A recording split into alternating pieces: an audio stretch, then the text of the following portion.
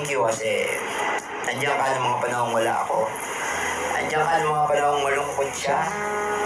And maraming salamat kasi dahil nakita ko na kung gaano siya kasaya nung mga panahong wala ako at kailangan niya ako. Ayun nga, thank you sa'yo.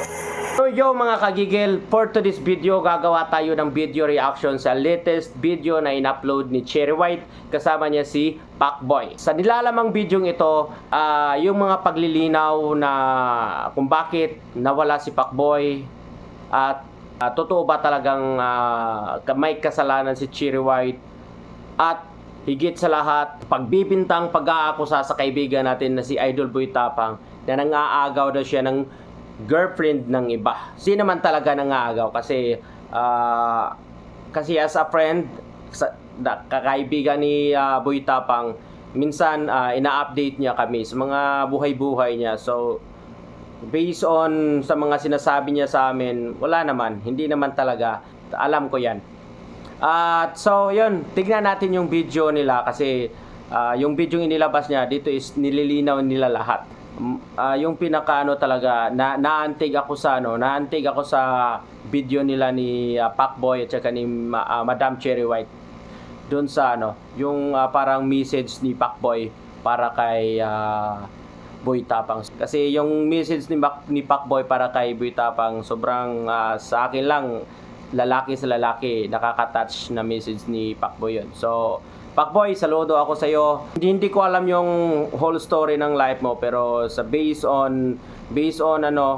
mga sinasabi ni Madam Cherry White ngayon na may problema ka talaga, na talaga yung parang yung matigas talaga yung ulo mo. Iwan ko lang kung ano ba yung mga ginagawa mo diyan. Basta hopefully sana pakinggan mo yung kaibigan mo na si Madam Cherry White at syempre yung pinsan mo na si Idol Norvin sa Team Bugok.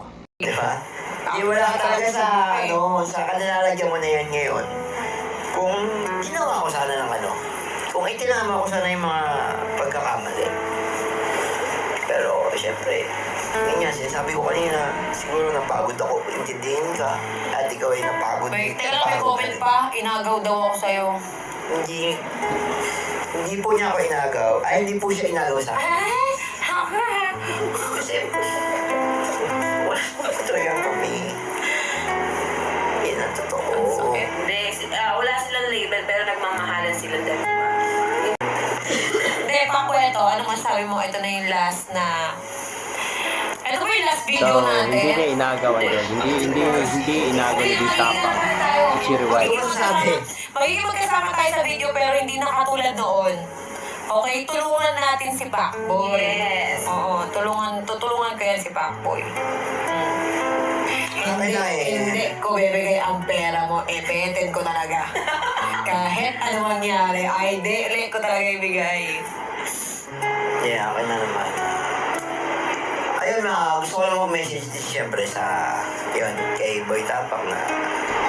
So kung mapapansin nyo mga idol, talagang may problema talaga siguro dito kay Pacboy patungkol sa paggamit ng pera.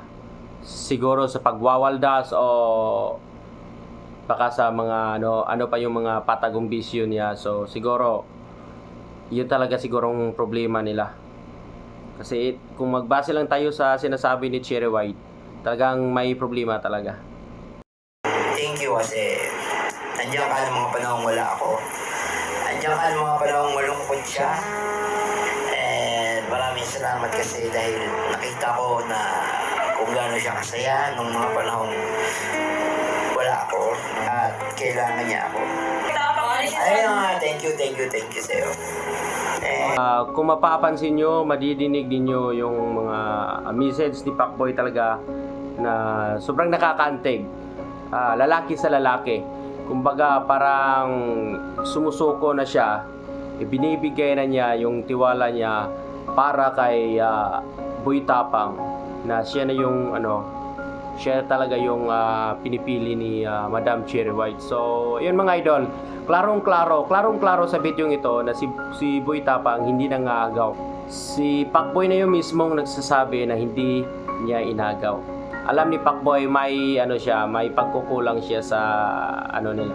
So parang sa sitwasyon nila ni Cherry White. So at saka sa mensahe ni Pacboy kay Idol Boy Tapang. Idol Pacboy, saludo ako sa iyo. Lalaki sa lalaki, saludo ako sa iyo kasi mapagkumbaba ka mo na pinalaki ang problema. At tinanggap mo na yung tinanggap mo na yung reality, yung realidad talaga ng buhay natin na minsan talagang may pipiliin at minsan may magpaparaya. So ayun lang. So simula ngayon, Pacboy, idol na kita kasi sa magandang kaluubang ipinakita mo sa video ito. Kaya saludo ako sa iyo, Pacboy. At